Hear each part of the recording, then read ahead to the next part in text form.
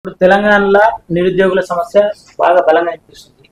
గతంలో మీరు అనేక సమస్యల మీద కొట్లాడేది, ఇప్పుడు కనిపిస్తలేదు ఎంత? కనిపిస్తలేనంటే ఎక్కడ కనిపిస్తలేని అడిగితే చెప్తాను. నేనైతే రెగ్యులర్గా పిఎంఆర్ టీవీ ఛానల్లో ప్రతిరోజు నేను చేస్తున్నా. ఇప్పుడు జీవో 46 గురించి అందరికంటే ముందు మనం ప్రజాభవన్కి వెళ్ళి అక్కడ రేవంత్ రెడ్డిని కానీ మిగతా మంత్రులను కానీ కూడా ప్రశ్నించినాం. అదేవిధంగా గురుకుల వాళ్ళ గురించి కూడా సీఎం ఇంటి దగ్గరికి వెళ్ళి కూడా మనం ప్రశ్నించినాం. కాకపోతే డిఎస్సి పోస్ట్ పోన్ గురించి కానీ, గ్రూప్ 2 గ్రూప్ 3 పోస్ట్ పోన్ గురించి కానీ, ఇది నేనేంటంటే కొందరు డిఎస్సి వాళ్ళు ఎగ్జామ్ రాష్ట్రాలు కూడా ఉంటారు కదా, మొత్తం మనం పబ్లిక్ కొంచెం తెలుసుకోవాలని, ఆస్పిరెంట్లు తెలుసుకొని చేయాలనే ఉద్దేశంతో మనం అంటే అంత అగ్రెసివ్గా రెచ్చిపోలేదు. ఇప్పుడైతే ఓవరాల్గా అబ్జర్వ్ చేస్తున్నాం కదా, మనం ఏమంటున్నాం అంటే చర్చలు జరపాలంటున్నాం. ఒకటి, నేనైతే కనబడుతున్నా కదా, నేనేం నామినేటెడ్ పోస్ట్ తీసుకోలే, నేను మాట్లాడుతున్నా. ఇప్పుడు మీరు చూడాలా కొన్ని వీడియోలు, నా ఛానల్ చూస్తే మీకు క్లారిటీ ఉంటుంది. అంటే అట్లా కాదన్న, ఇప్పుడు మా మోతీలాల్ ఉన్నారు, ఆయన చేసినప్పుడు ఆమరణ నిరాహార దీక్ష చేసినప్పుడు ఆయన దగ్గరికి ఆల్మోస్ట్ అసలు మీరు వెళ్ళలేదు, అక్కడ ఎక్కడ కనిపించలేదు. ఆ తర్వాత ఇప్పుడు మళ్ళీ అశోక్ సార్ చేస్తున్నారు, పక్క జడ్సన్ సార్ చేస్తున్నారు. కానీ ఇంతకుముందు అశోక్ సార్ నిరాహార దీక్ష చేసినప్పుడు మీరు చాలా ఫాస్ట్ గా ఉండి ఆయనకి కొంచెం సపోర్ట్ ఇచ్చారు కదా, మరి ఇప్పుడు ఎందుకు ఇవ్వట్లేదు? అదే ఇప్పుడు ఫస్ట్ మోతీలాల్ మీద అడిగిన క్వశ్చన్ ఏంటంటే, నేను మీరు అన్నట్టు ఫస్ట్ 6 రోజులు నేను వెళ్ళలేదు. ఫస్ట్ 6 రోజులు వెళ్ళలేదు, కానీ 7వ రోజు నేను వెళ్ళిన, ఆయనను పరామర్శించిన, మాట్లాడినా.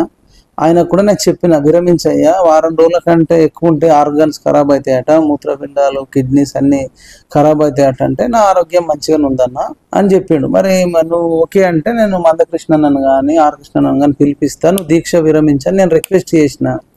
ఎందుకు చేసిన అంటే, నేను నువ్వు చచ్చిపోతే కూడా నీ శవం నువ్వు ఆడుకుంటాడయ్యా, హరీష్ రావు కావచ్చు, ఇంకెవడన్నా కావచ్చు, చచ్చిపోవాలని కూడా చూస్తారు వాళ్ళు అని నేను చెప్పిన. ఆయన చెప్తే, లేదన్నా నాకు శక్తి మంచిగానే ఉంది అదేదని చెప్పినాడు.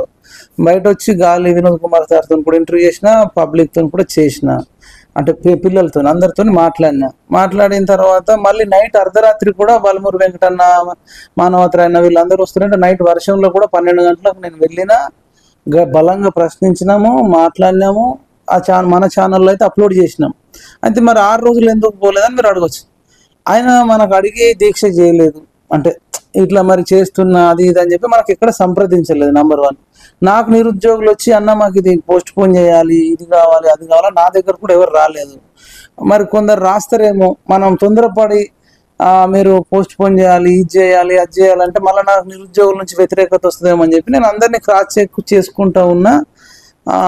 5వ రోజు కూడా లైబ్రరీలో మాట్లాడిన వీడియోలు కూడా అప్లోడ్ చేసినాం. ఒక 3-4 డేస్ పోకపోవడానికి రీజన్ ఏంటంటే ఆయన మనకు సంప్రదించలేదు, అడగలేదు. ఇంకోటి, నిరుద్యోగుల నుంచి కూడా మనకు డిమాండ్ మన దగ్గరకు వచ్చి అన్న అని నాకు చెప్పింది కూడా లేదు. తర్వాత నేనే రివర్స్లో ఫోన్లు చేసి అడిగితే, అన్న అవునన్న మాకు పోస్ట్ పోన్ కావాలి అది ఇది అన్నప్పుడు, సరే పోస్ట్ పోన్ చేస్తారా, జాబులు పెంచరా పక్కన పెడితే నిరుద్యోగులతో చర్చలు జరపాలని చెప్పేసి మనం చేస్తున్నాం. ఒకటి, అశోక్ సార్ దగ్గరికి మరి అప్పుడు వెళ్ళిర్రు, ఇప్పుడు వెళ్ళలేదంటే మరి అశోక్ సార్ అమర నిరాహార దీక్ష దాదాపు ఇవే డిమాండ్లతో చేసిండు. మరి ఆయన బల్మూరు వెంకటన్న 4 రోజులకు 5 రోజులకు ఉస్మానియా హాస్పిటల్లో దీక్ష విరమించిండు. మరి దీక్ష విరమించిన రోజు కూడా సార్ మనకేం, నేను ఈరోజు దీక్ష విరమిస్తున్నాను మనకేం చెప్పలేదు. కాకపోతే నేనైతే రెగ్యులర్గా పోయినా. నేను అంతకుముందు సార్ ఎందుకు ఆరోగ్యం ఖరాబ్ అవుతుంది విరమించాడంటే, మనం చెప్పినప్పుడేం విరమించలేదు. మరి బల్మూరు వెంకట అన్నతో చెప్పి విరమించాడు అంటే, మరి ఇప్పుడు మళ్ళా 2 సార్లు చేస్తే ఇక మనకు కూడా అంటే అదే డిమాండ్ల మీద అమరనాథ్ దీక్ష 2వసారి అనేసరికి నాకు కూడా కొంచెం అనిపించింది. ఒకటి, రెండోది అట్లేం లేదు, ఇప్పుడు మనం చేసేది మనం చేస్తున్నాం కదా. ఇప్పుడు చిక్కడపల్లి లైబ్రరీకి వెళ్ళినాం, అందరిది ఒకటే, అమర నిరాహార దీక్ష చేసేటోళ్ళదైనా చేయని వాళ్ళదైనా ఒకటే లక్ష్యం. ఏంది వీళ్ళ డిమాండ్లు అంటే, వీళ్ళతో చర్చలు జరపాలనేది మెయిన్. చర్చలు జరపాలి, చర్చలు జరపకపోతే మంచిగా ఉండదు అంటున్నాం. అశోక్ సార్కు మద్దతు ఇవ్వడము అంటే నిరుద్యోగులకైతే మద్దతు ఇస్తున్నాం కదా. అంటే విద్యార్థుల్ని ఉపయోగించుకుని రాజకీయం చేస్తున్నారు అనేది ఎంతవరకు కరెక్ట్ అంటారు ఎవరైనా? మరి చేసేటోళ్ళు చేస్తురేమో, మనకు వాళ్ళ మనసు లోపల ఉండి మన బ్రెయిన్ ఇట్లా బద్దలు కొట్టి అది అట్లా కూడా కనబడదు. అంటే ఎవరి బ్రెయిన్లో ఏముందో తెలియదు.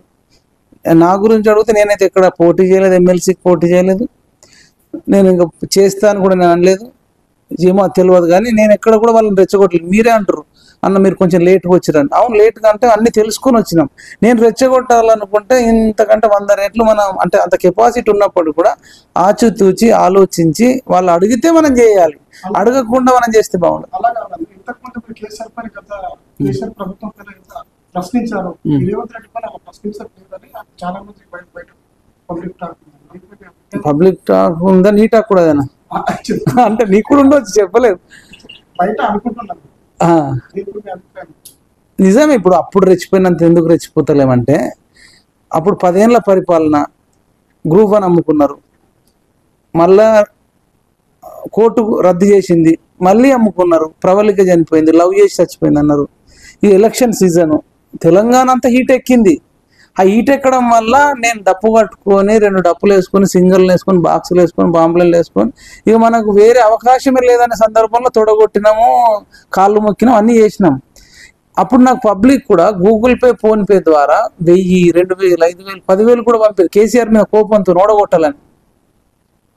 ఆ డబ్బులతో కారు మాట్లాడుకొని డప్పు కొట్టేటైనాకి ఇచ్చేది, కార్ అయినాకి ఇచ్చేది, ఆఫీస్ రెంట్కి ఇచ్చేది, సాలరీస్ ఇచ్చేది. ఇప్పుడు మీకు ఇప్పుడు చూపిస్తే బాగుండదు, వైట్ స్టూడియోలో $300 వచ్చింది, 24,000. గూగుల్ పే ఎవరు చేయట్లేదు, ఫోన్ పే ఎవరు. ఇక్కడ తిరగాలన్నా కష్టమవుతుంది, రూమ్ రెంట్, ఆఫీస్ రెంట్ కట్టాలన్నా కష్టమవుతుంది, సాలరీస్ ఇవ్వాలన్నా చాలా కష్టమవుతుంది. మీ అందరి ద్వారా కూడా నేను రిక్వెస్ట్ చేస్తున్నా, మైపాల్ అన్న మున్పటిలాగా చేయాలి, నిరుద్యోగుల పక్షాన కానీ ప్రజల పక్షాన కానీ ఉండాలంటే యూట్యూబ్ ఛానల్ ఉన్న వాళ్ళందరికీ తెలుసు అది ఎంత మెయింటెనెన్స్ చేయాలంటే ఎంత ఖర్చు ఉంటుంది. ఇటు పాపం ఉద్యోగులకు కూడా ఇప్పుడు నాకు 3 ఎంప్లాయీస్ ఉన్నారు, మనిషికి 20,000 అంటే 60,000 అవుతాయి. ఇప్పుడు మీకు ఇందాకనే చెప్పిన ఆఫీస్ రెంటు, కరెంటు బిల్లు, వాళ్ళు ఉండడానికంటే 40,000 అంటే 1,00,000 రూపాయలు అవుతున్నాయి, 30,000 వస్తున్నాయి. ఇప్పుడు నేను ఉల్టా నా డబ్బులు పెట్టి చేయాల్సి వస్తుంది. కాబట్టి నేను అంతకంటే ఎక్కువ కూడా రెచ్చిపోదాం. తప్పుల విషయం ఏదైతే తప్పులు చేస్తారో మీ సపోర్ట్ కూడా ఉండాలి కదా. మరి మీరు నిరుద్యోగులను కూడా అడగవచ్చు, ఎవరైతే నేను అంతకంటే ఎక్కువ ప్రశ్నించాలని అంటారు చూసినావా, వాళ్ళకు కూడా నేను రిక్వెస్ట్ చేస్తున్నా, అదే రకంగా కొట్లాడాలంటే అదే రకంగా సపోర్ట్ చేయండి. సపోర్ట్ చేస్తే నేను ఏదన్నా ఇమీడియట్గా, ఇప్పుడు నేనే ఇంకా ఏమవుతుంది, మీరు ఎలక్షన్ నువ్వు ప్రశ్న అడిగినావు, నువ్వు నా దగ్గర మొన్న ఎంపీ ఎలక్షన్లో కూడా పని చేసినావు, నేను ఎందుకు తీసేసిన, నాతో అయితే లేదు ఎలక్షన్స్ ఉన్నప్పుడు అంటే కొంత సపోర్ట్ దొరికేది, కానీ ఇప్పుడు అసలు దొరకట్లేదు. కాబట్టి లక్ష్మణ్ నువ్వు లెక్చరర్గా చేస్తున్నావు, నేను 35,000 అడిగినావు, నేను ఇవ్వలేకపోతున్నా, నిన్ను తీసేసిన, ఆ కెమెరామెన్ తీసేసిన, ఇంకా వేరే బయట నుంచి 2 చేసారు, తీసేసిన. మ్యాన్ పవర్ లేకుండా నేను ఎట్లా చేయాలి? ఆ కారణంతో కొంత వెనుకబడ్డది నిజమే, అంత మాత్రాన వీళ్ళని క్షమించేది లేదు. అంతకంటే ఎక్కువ కూడా కొట్లాడదాం, నిరుద్యోగుల పక్షాన అంశాల వారీగా కొట్లాడదాం. ఆల్రెడీ నిన్న చిక్కడపల్లి లైబ్రరీలో కూడా మనం రెచ్చిపోయి మాట్లాడినాం, ఆ వీడియో మావాడు ఇప్పుడే అప్లోడ్ చేస్తున్నాడు. నిన్న ఓయూ లైబ్రరీ కూడా మాట్లాడినా. చేద్దాం, అంతకంటే ఎక్కువ చేద్దాము, కానీ కొత్త వాళ్ళు కూడా చేయాల్సిన బాధ్యత అందరిపైన ఉంటుంది.